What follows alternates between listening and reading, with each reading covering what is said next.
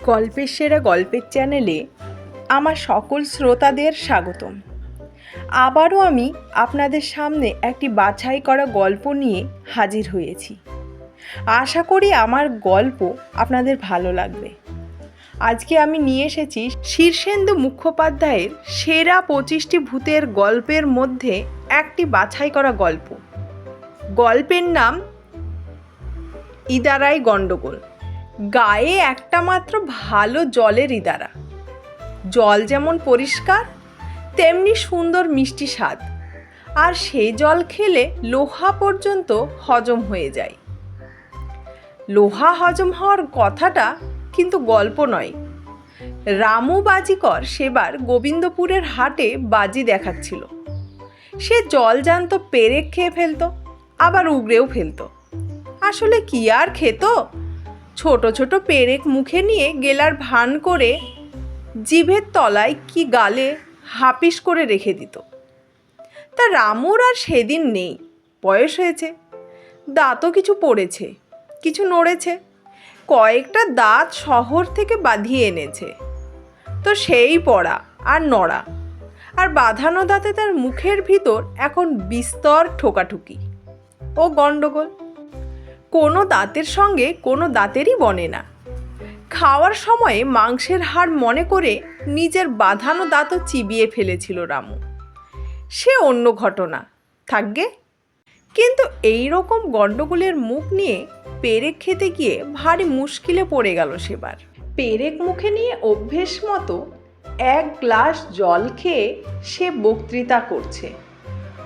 পেরেক তো পেরেক, ইচ্ছে করলে হাওড়া ব্রিজও খেয়ে নিতে পারি। সেবার গিয়েছিলাম খাবো বলে, সরকার টের পেয়ে আমাকে ধরে জেলে পোড়ার উপক্রম, তাই পালিয়ে বাঁচি। বক্তৃতা করার পর সে আবার যথা নিয়মে ওয়াক তুলে ওগরাতে গিয়ে দেখে পেরেক মুখে নেই একটাও। বেবাক জিভের তলা আর গালের ফাঁক থেকে সাপ হয়ে জলের সঙ্গে পেট এসে দিয়েছে। টের পেয়েই রামু ভয় খেয়ে চোখ কপালে তুলে যায়। আর কি, পেটের মধ্যে 8-10টা পেরেক, সোজা কথা তো নয়। আধ ঘন্টার মধ্যে পেটে ব্যথা, মুখে গ্যাজলা। ডাক্তার কবিরাজ এসে দেখে বলল, অন্ত্রে ফুটো, পাকিস্তলিতে ছেদা, খাদ্যনালী লিক, ফুসফুস ফুটো হয়ে বেলুনের মতো হাওয়া বেরিয়ে যাচ্ছে, আশা নেই। সেই সময়ে একজন লোক বুদ্ধি করে বলল, পুরনো ইদারার জল খাওয়াও। ঘটিভর সেই জল খেয়ে রামু আধ ঘন্টা খানিকের মধ্যে গা ঝাড়া দিয়ে উঠল। শেষ পর্যন্ত দেখা গেল সত্যিই লোহা হজম হয়ে গেছে। ইদারার জলের খ্যাতি এমনিতেই ছিল, এই ঘটনার পর আরও বাড়ল। বলতে কি, গোবিন্দপুরের লোকের এই ইদারার জল খেয়ে কোনো অসুখ হতো না। কিন্তু ইদানিং একটা বড় মুশকিল দেখা দিয়েছে। ইদারায় বালতি বা ঘটি নামালে দড়ি ছিঁড়ে যায়।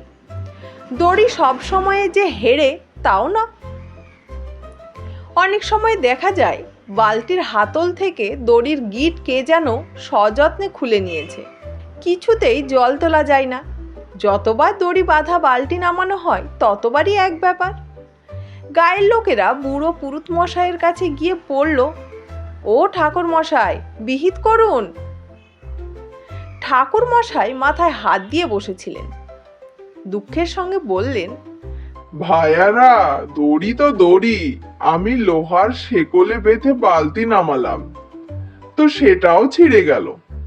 তার উপর দেখি জলের মধ্যে সব হুলস্থুল কাণ্ড হয়েছে। দেখেছো কখনো ইদারার জলে সমুদ্রের মতো ঢেউ উঠে? কাল সন্ধেবেলায় দেখলাম নিজে চোখে। বলি, ওই ইদারার জল আর কারো খেয়ে কাজ নেই। 5টা গ্রাম নিয়ে হরিহর রায়ের জমিদারি। রায়মশাই বড় ভালো মানুষ, ধর্মভীরু, নিরীহ, লোকের দুঃখ বোঝেন। গোবিন্দপুর গায়ের লোকেরা তার দরবারে গিয়ে হাজির। রায়মশাই কাছারি ঘরে বসে আছেন, ফর্সা নাদুস নুদুস চেহারা। নায়েব মশাই সামনে গিয়ে মাথা চুলকে বললেন, আগে গোবিন্দপুরের লোকেরা সব এসেছে দরবার করতে। রায়মশাই মানুষটা নিরীহ হলেও হাঁকডাক বাঘের মতো। রেগে গেলে তার ধারে কাছেও কেউ আসতে পারে না। গোবিন্দপুর গায়ের লোকদের ওপর তিনি মোটেও খুশি ছিলেন না। তার সেজো ছেলের বিয়ের সময় অন্যান্য গায়ের প্রজারা যখন চাঁদা তুলে মোহর বা গয়না উপহার দিয়েছিল, তখন এই গোবিন্দপুরের নচ্ছার লোকেরা একটা দুধেল গায়ে দড়ি বেঁধে টানতে টানতে নিয়ে এসে একগাল হেসে নতুন বউয়ের হাতে সেই গরু বাঁধা দড়ির একটা প্রান্ত তুলে দিয়েছিল। সেই থেকে রায়মশাইয়ের রাগ। গরুটা যে খারাপ তাও নয়, রায়মশাইয়ের গোয়ালে এখন সেইটাই সব থেকে ভালো গরু। দুবেলায় 7 সের দুধ দেয় রোজ। বটের আঠার মতো ঘন আর মিষ্টি সেই দুধেরও তুলনা হয় না। কিন্তু বিয়ের আসরে গরু এনে হাজির করায় চারিদিকে সে কি ছিছিকার। আজও সেই কথা ভাবলে রায়মশাই লজ্জায় অধপতন হন, আবার রাগে রক্তবর্ণ হয়ে যান। সেই গোবিন্দপুরের লোকেরা দরবার করতে এসেছে শুনে রায়মশাই রাগে হুঙ্কার ছেড়ে বলে ওঠেন, কি চাই ওরা? সেই হুঙ্কারে রায়মশাই 3 হাত পিছিয়ে গেলেন। প্রজারা আতকে উঠে ঘামতে লাগলো। স্বয়ং রায়মশাইয়ের নিজের কোমরের কষি পর্যন্ত আলগা হয়ে গেল। গোবিন্দপুরের মাতব্বার লোক হলেন পুরুত চক্রবর্তী মশাই। তার গালে সবসময়ে আস্ত একটা হত্তকি থাকে, আজও ছিল। কিন্তু জমিদার মশাইয়ের হুঙ্কার শুনে একটু ভিড়মি খেয়ে ঢোক গিলে সামলে ওঠার পর হঠাৎ টের পেলেন মুখে হর্তকিটা নেই। বুঝতে পারলেন চমকানোর সময়ে সেটা গলায় চলে গিয়েছিল। ঢোক গেলার সময়ে গিলে ফেলেছে। আস্ত হর্তকিটা পেটে হজম হবে কি না কে জানে। একটা সময় ছিল পেটে জাহাজ ঢুকে গেলেও চিন্তা ছিল না। গায়ে ফিরে পুরনো ইদারার 1 ঘটি জল ঢকঢক করে গিলে ফেললেই জাহাজ ঝাঁঝরা। বামুন ভোজনের নেমন্তন্নে গিয়ে সেবার সোনার গায়ে 2 বালতি মাছের মুড়ো দিয়ে রাধা ভাজা সোনামুগের ডাল খেয়েছিলেন। আরেকবার সদী পিসি শ্রাদ্ধে ফলারের নেমন্তন্নে 2টো আস্ত প্রমাণ সাইজের কাঁঠাল, 1 অন্নপ্রাশনে 1.5 খানা পাঁঠার মাংস, জমিদার মশাইয়ের সেজো ছেলের বিয়েতে 80 টুকরো পোনা মাছ, 2 হাঁড়ি দই আর 2 সের রসগোল্লা। গোবিন্দপুরের লোকেরা এমনিতেই খাইয়ে। তারা যেখানে যায় সেখানকার সব কিছু খেয়ে প্রায় দুর্ভিক্ষ বাঁধিয়ে দিয়ে আসে। সেই গোবিন্দপুরের ভোজনপ্রিয় লোকদের মধ্যে চক্রবর্তী মশাই হলেন চ্যাম্পিয়ন। তবে এই সব খাওয়া দাওয়ার পিছনে আছে পুরনো ইদারার স্বাস্থ্যকর জল। খেয়ে এসে জল খাও, পেট খিদেই টাকাটাকি করতে থাকবে। সেই ইদারা নিয়েই বখেরা। চক্রবর্তী মশাই হস্তকি গিলে ফেলে ভারী দুশ্চিন্তায় পড়ে গেলেন। হতো কি এমনিতেই বড় ভালো জিনিস, কিন্তু আস্ত হর্তকি পেটে গেলে হজম হবে না, সেইটাই প্রশ্ন। পুরনো ইদারার জল পাওয়া গেলে হর্তকি নিয়ে চিন্তা করার প্রশ্নই ছিল না। চক্রবর্তী মশাই করজোড়ে দাঁড়িয়ে বললেন, রাজা মশাই, আমাদের গোবিন্দপুর গায়ের পুরনো ইদারার জল বড় বিখ্যাত। এতকাল সেই জল খেয়ে কোনো রোগবালাই আমরা গায়ে ঢুকতে দিইনি, কিন্তু বড়ই দুঃখের কথা, ইদারার জল আর আমরা তুলতে পারছি না। রায়মশাই একটু হাসি হেসে বললেন, হবে না, পাপের প্রায়শ্চিত্ত। আমার ছেলের বিয়েতে যে বড় গরু দিয়ে আমাকে অপমান করেছিলে। চক্রবর্তী মশাই জিভ কেটে বললেন, ছি ছি ছি, আপনাকে অপমান রাজামশাই? সেই রকম চিন্তা আমাদের মরণকালেও হবে না। তাছাড়া ব্রাহ্মণকে গোদান করলে পাপ হয় বলে কোনো শাস্ত্রে নেই। গোদান তো মহাপুণ্যকর্ম। রায়মশাইয়ের নতুন সভাপণ্ডিত কেশব ভট্টাচার্য মাথা নেড়ে বললেন, কূট প্রশ্ন, কিন্তু কথাটা আপাতত গ্রাহ্য। রায়মশাই একটু নরম হয়ে বললেন, ইদারার কথা আমিও শুনেছি। সেবার আমার অগ্নিমানদের সময় গোবিন্দপুর থেকে পুরনো ইদারার জল আনিয়ে আমাকে খাওয়ানো হয়, খুব উপকার পেয়েছিলাম। তা সেই ইদারা কি শুকিয়ে গেছে নাকি? চক্রবর্তী মশাই ট্যাগ থেকে আর একটা হর্তুকি বের করে লুকিয়ে মুখে ফেলে বললেন, আজ্ঞে না, তাতে এখনো কাকচক্ষু জল টলটল করছে, কিন্তু সে জল হাতের কাছে থেকেও আমাদের নাগালের বাইরে। দড়ি বেঁধে ঘটি বালতি যাই নামানো হয় তার ওঠানো যায় না। দড়িকে যেন কেটে নেয়, ছিঁড়ে নেয়, লোহার শিকলও কেটে দিয়েছে। রক্তচক্ষে রায়মশাই হুঙ্কার দিলেন, কার এত বড় সাহস? এবার হুঙ্কার শুনে গোবিন্দপুরের লোকেরা খুশি হলো, নড়ে চড়ে বসলো। মাথার ওপর জমিদার বাহাদুর থাকলে ইদারার জল বেহাত হবে, এ কেমন কথা? ঠাকুর মশাই বললেন, আজ্ঞে মানুষের কাজ নয়, এত বুকের পাটা কারও নেই।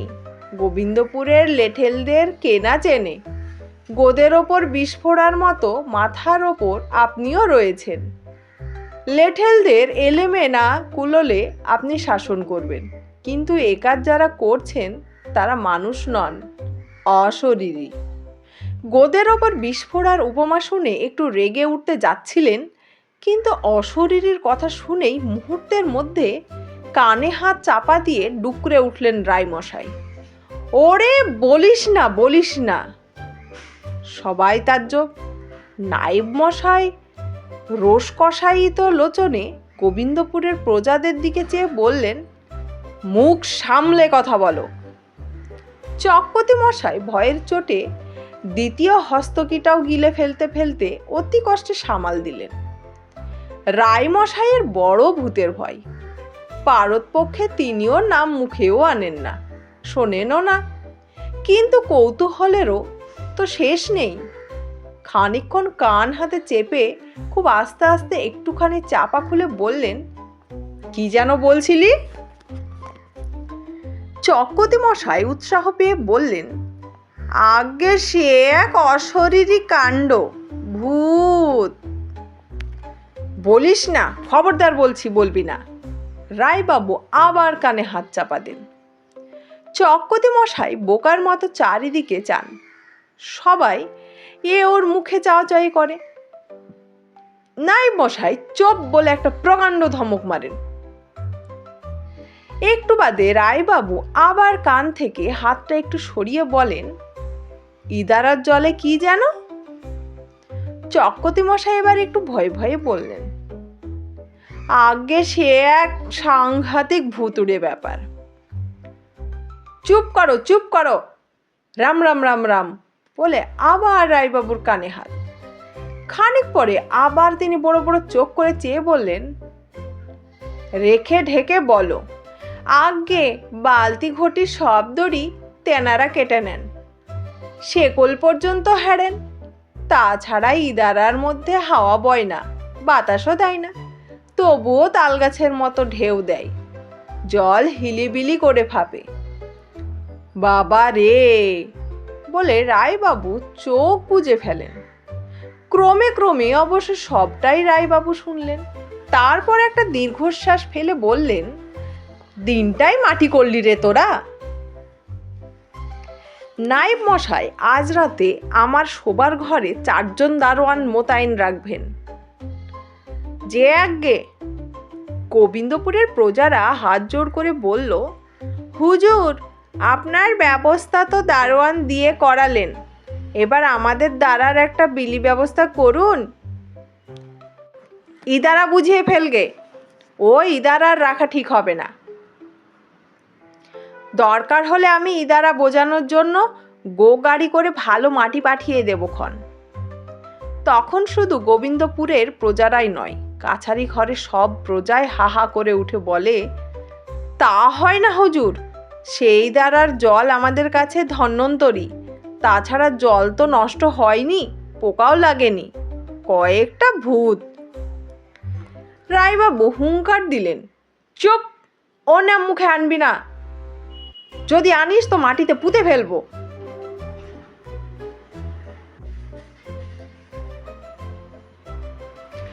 সবাই চুপ মেরে যায়। রায়বাবু বেজার মুখে কিছুক্ষণ ভেবে ভট্টাচার্য মশাইয়ের দিকে চেয়ে বললেন, এ তো লেঠেলদের কর্ম নয়, একবার যাবেন নাকি সেখানে? রায়মশাইয়ের আগের সভাপণ্ডিত মুকুন্দ শর্মা 100 বছর পার করে এখনো বেঁচে আছেন, তবে একটু অথর্ব হয়ে পড়েছেন, ভারী ভুলো মন, আর দিনরাত খাই। তাকে দিয়ে কাজ হয় না, তাই নতুন সভাপণ্ডিত রাখা হয়েছে কেশব ভট্টাচার্যকে। কেশব এই অঞ্চলের লোক নন, কাশী থেকে রায়মশাই তাকে আনিয়েছিলেন।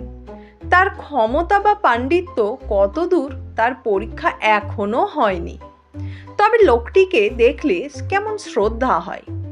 চেহারাখানা বিশাল তো বটেই, গায়ের বর্ণ উজ্জ্বলতাও সেই বেশি, তবে মুখের দিকে চাইলে বোঝা যায় চেহারার চেয়েও বেশি কিছু এর আছে, সেটা হলো চরিত্র। জমিদারের কথা শুনে কেশব একটু হাসলেন। পরদিন সকালে গাড়ি চেপে কেশব রওনা হয়ে গেলেন গোবিন্দপুর। পিছনে পায়ে হেঁটে গোবিন্দপুরের 102 লোক। দুপুর পেরিয়ে গায়ে ঢুকে কেশব মোড়লের বাড়িতে একটু বিশ্রাম করে ইদারার দিকে রওনা হলেন, সঙ্গে গোবিন্দপুর আর আশেপাশের গায়ের হাজার হাজার লোক।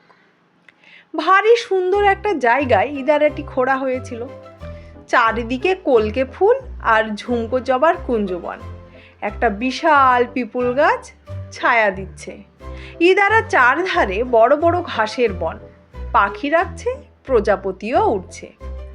কেশব আস্তে আস্তে ইদারার ধারে এসে দাঁড়ালেন, মুখখানা গম্ভীর, সামান্য ঝুঁকে জলের দিকে চাইলেন। সত্যিই কাকচক্ষু জল, টলটল করছে। কেশব আস্তে করে বললেন, কে আছিস?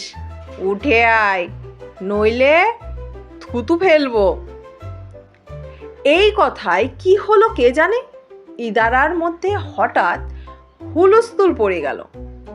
প্রকাণ্ড প্রকাণ্ড ঢেউ দিয়ে জল একেবারে ইদারার কানা পর্যন্ত উঠে আসতে লাগলো, সেই সঙ্গে বো করে বাতাসের শব্দ। লোকজন এই কাণ্ড দেখে দৌড় পালাচ্ছে, শুধু চক্রবর্তী মশাই ভয়ে কাঁপতে কাঁপতে একটু দূরে দাঁড়িয়ে আছেন। বলতে বলতে ইদারা থেকে শয়ে শয়ে ভূত বেরোতে থাকে। চেহারা দেখে ভড়কাবার কিছু নেই, রোগা লিকলিকে কালো কালো সব চেহারা, তার রক্ত মাংসের নয়, ধোয়াটে জিনিস দিয়ে তৈরি। সব কটার গা ভিজে সপ করছে, চুল বেয়ে জল পড়ছে। কেশব তাদের দিকে চেয়ে গম্ভীর হয়ে বললেন, ঢুকেছিলি কেন এখানে?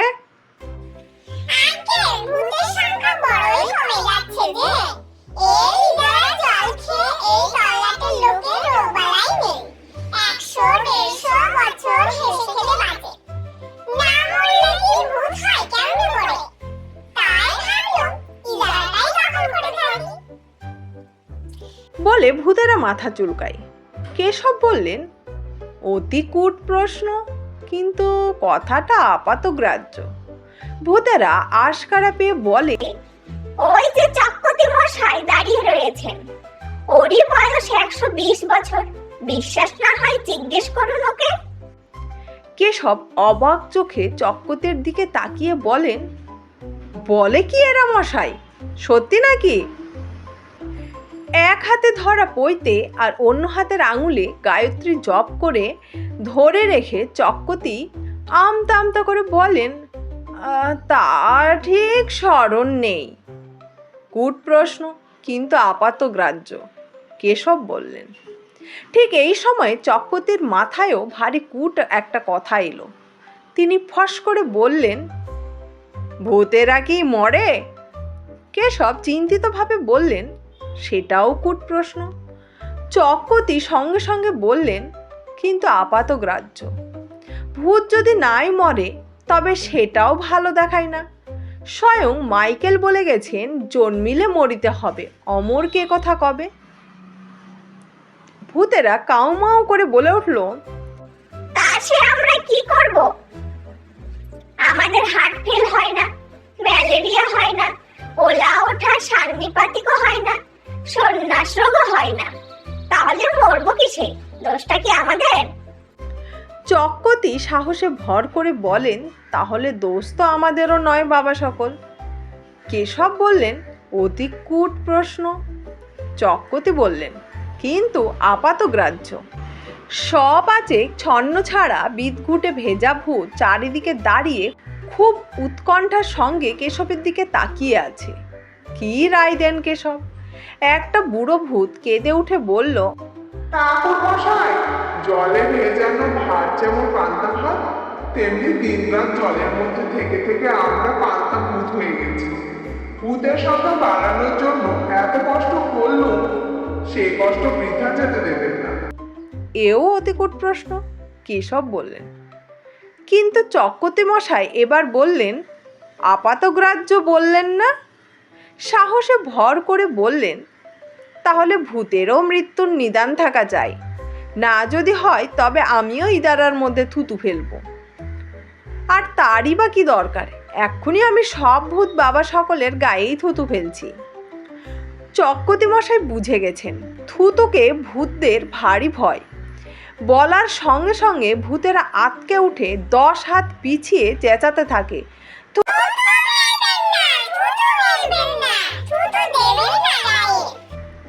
কেশব চক্কতি মশাইকে এক হাতে ঠেকিয়ে রেখে ভূতেদের দিকে ফিরে বললেন, চক্কতি মশাই যে কূট প্রশ্ন তুলেছেন তা আপাতগ্রাহ্যও বটে, আবার তোমাদের কথাও ফেলনা নয়।